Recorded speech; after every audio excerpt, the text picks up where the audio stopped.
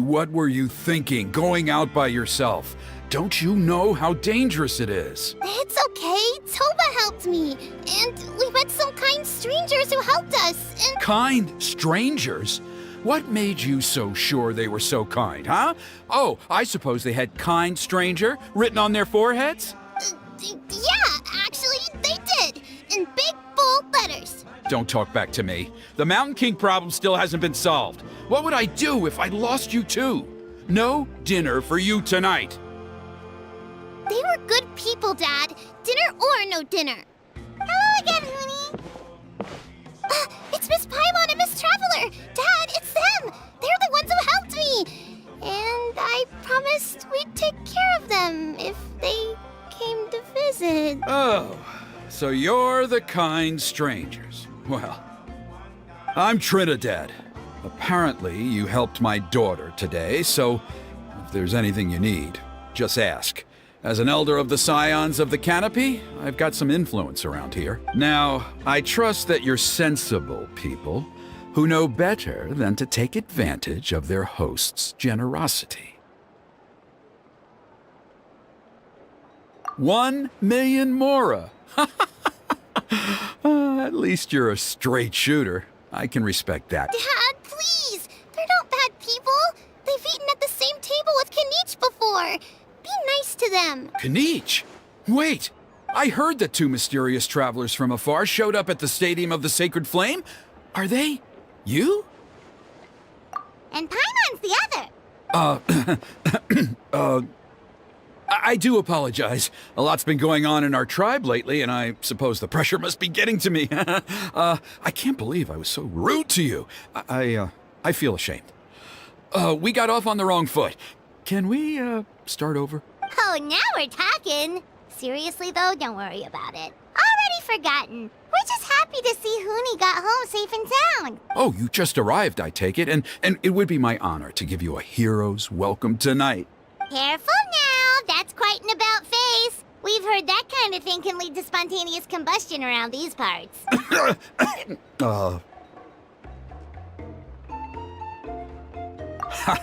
My dear traveler, you are very perceptive indeed. Go inside now, Huni. Dad's got some important business to discuss. Okay. Look after Miss Traveler and Miss Paimon. They're very special guests. Well, we'll hear you out, but we can't make any promises that we'll be able to help. Well, this is a matter of utmost importance. Please, allow me to explain. For many years, our tribe has celebrated the Turnfire Night. It is a traditional ceremony among the Scions of the Canopy in which we remember our ancestor, Burkina, and his companion, Kangamato, the Mountain King.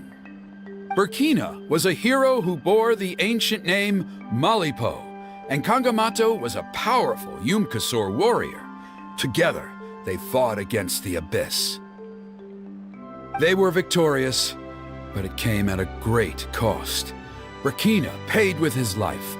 The Mountain King survived, but was contaminated by the Abyss, and he remains in hibernation to this day.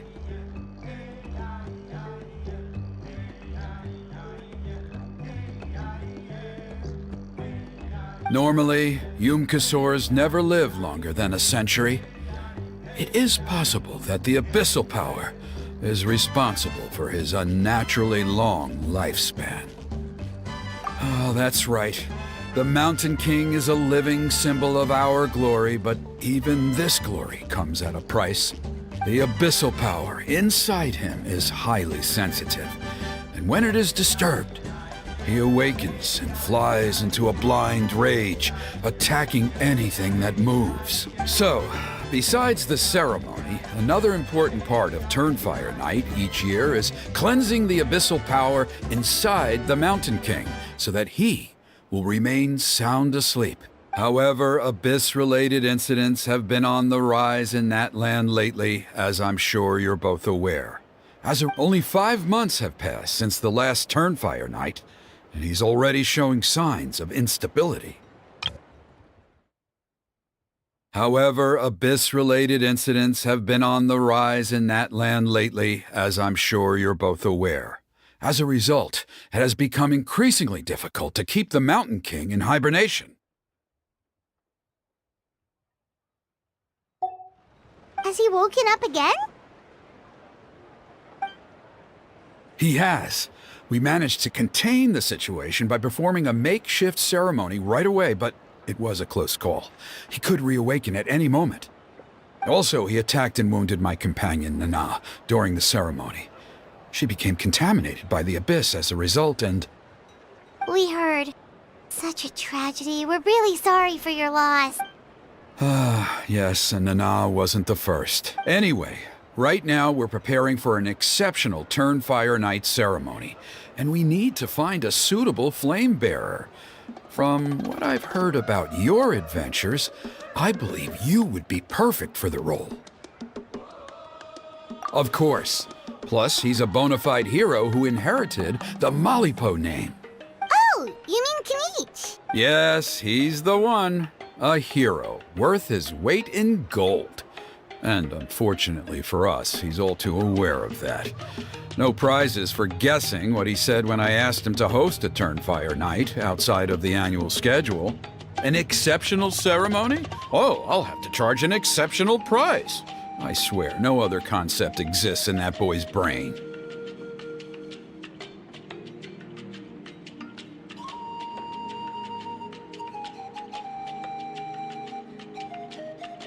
I'm not the one to usually talk about people behind their backs, but I'm convinced the Wyab got hit on the head and took a wrong turn the day it chose to give that ancient name to him. I mean, have you ever heard of a hero whose mantra is, "What's your asking price?" Oh, and don't get me started on that insufferable Ahau he hangs around with. Thinks he's God's gift to mankind. Pompous fool. Yeah, Paimon has to agree on that last part. Anyway, the fact is, the ceremony can just as easily be done without him as long as we can find someone else. And besides, you two seem like much better candidates. So, what do you think? Well, there's only a few days left before the ceremony. We can't afford to waste what little time we have on negotiating with him. No, I much prefer if you would consider taking his place. Wonderful! I can't thank you enough. Huni was right about you. You have kindness in your hearts. Come with me to the other side of the mountain. I'll bring you up to speed on each step of the ceremony. Us experienced warriors, I'm sure you'll pick it up in no time.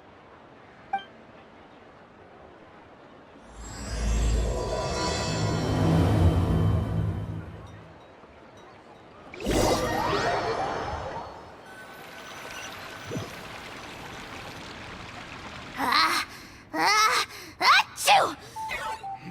Curses! Who dares insult the great Kahul Ahau behind his back? Oh, great Kahul Ahau, bless you. Shut your filthy mouth, worm of the abyss! Your putrid words defile the air we breathe. You make the almighty Dragon Lord, Kahul Ahau, sick to the stump. Speaking as a member of the Abyss Order, that's music to my ears. Exactly the kind of reaction we're going for. But on a personal level, I gotta say, it's pretty hurtful. Ugh, never have we heard such brazen blustering from someone who is inches from death. Up yours, Four Eyes! We spit in your face! Pfft. Okay, well, that I am at a loss to explain. How do I manage to stay so chirpy and cheerful? I can only guess it's some kind of powerful magic. But I digress. Mr. Kinich, I admit it, you, sir, are a legendary hunter. Still, the only reason you caught me is that I was reluctant to run away. You see, I'm very interested in the lore of your tribe. Okay. Is that it? Kay? Aren't you intrigued to know what it is about you guys that prompted a visit from the Abyss?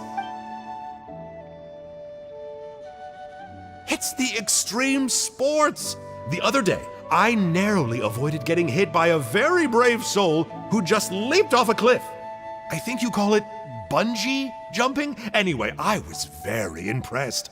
That is what I call embracing the spirit of adventure. Look, I even did a painting inspired by the bravery and freedom of the scions of the canopy. You scum-sucking swine! I swear, if you go bungee jumping, it'll be without a rope! Head first off the tallest cliff, with a band of hunters on your tail, and nowhere left to run, and a bottomless cesspit waiting for you on the ground. You say that, but I get the sense that Mr. Kinich isn't planning to take my life right now. On top of that, I'm tired of spying on you from afar. So why don't we just negotiate a comfortable operating distance that works for both of us? I've heard that the most important thing in human relationships is to respect each other's boundaries. What do you say, Mr. Kinich? Or you could tell me what it is you're really after. What? And then I'll name my price.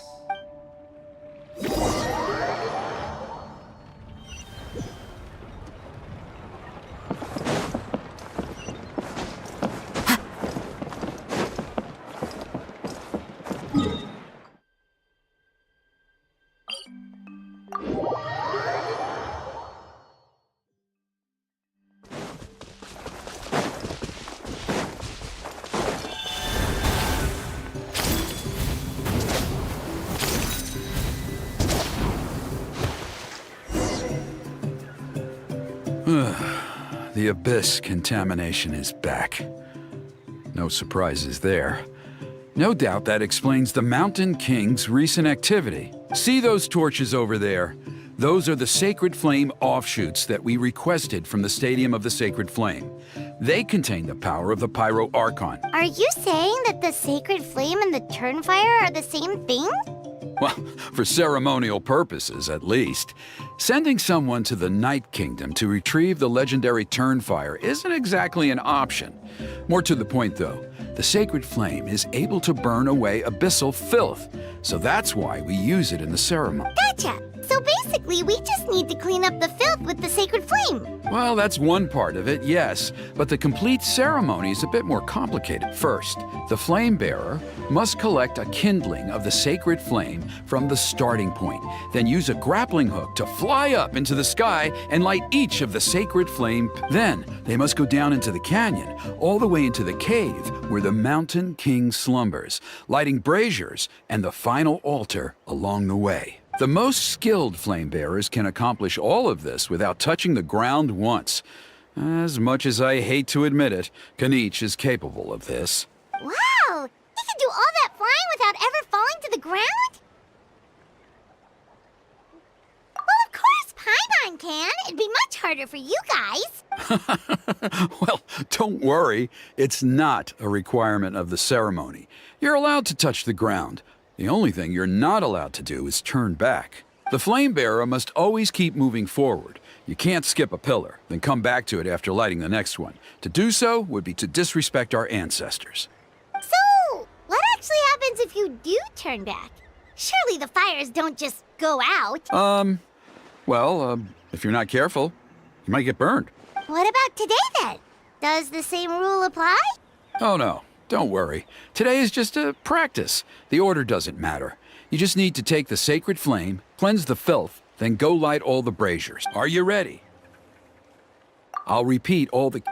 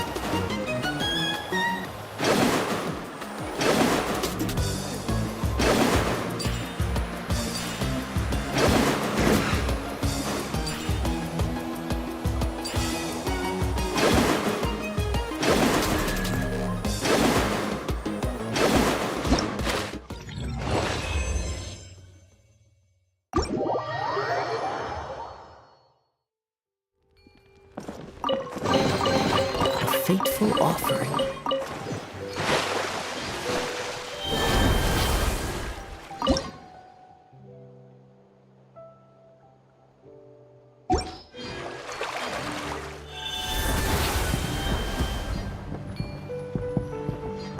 Alright, let's use this kindling to complete our mission. There's abyssal filth over there. Let's burn it away with the sacred flame.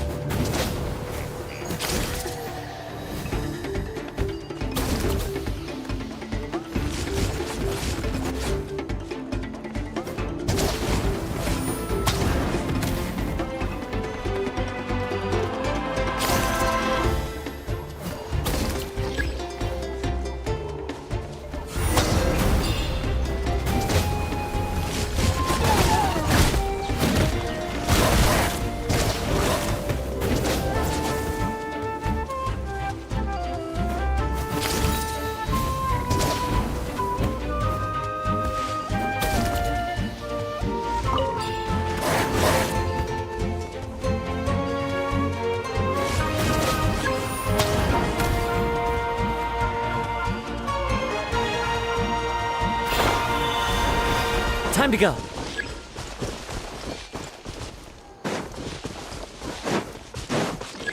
That should be all the braziers. Let's regroup with Trinidad. I knew I was right about you. You have outperformed all of the other previous candidates. If there was an ancient name for outstanding flame bearers, I'm sure the Wyab would consider you for the honor. Yeah, although it would probably take Paimon quite a bit longer. All right, now there's still a few days left until the ceremony, and Oh, you mean they've still got to sign off on it? some of them are still hoping we can come to an agreement with Kinich, but that's only because they haven't seen you in action. Still, I'm the one responsible for securing a flame bearer, and my recommendation is you. Just for Paimon's own peace of mind, are you sure it's not going to be a problem having Outlanders take on such an important role in your ceremony? See that place over there? There was a time, long before the age of Burkina and the Mountain King, when we, Scions of the Canopy, called that our home. After a period of upheaval, our ancestors were forced to move away. Now, it has become a place where our youths go to develop courage and kindle a spirit of it. If we fail to keep the threat posed by the Mountain King at bay, it might not be long before we have to move again and find a new home. So, to answer your question, I think everyone will agree that you are the right. Fair enough. Desperate times call for desperate measures. I'll need you to drop by my place at some point before the ceremony, if that's all right. Okay, see you later then. You have my gratitude.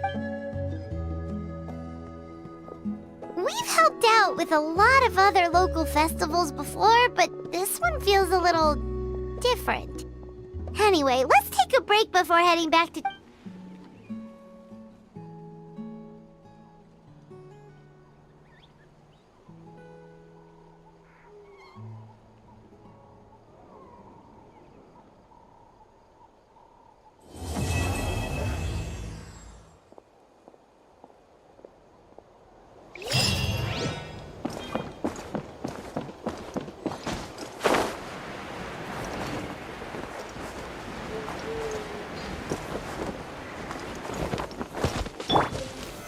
Solidify!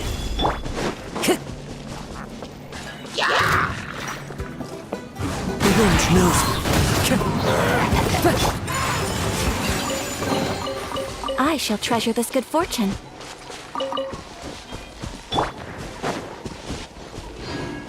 Barbados, guide us.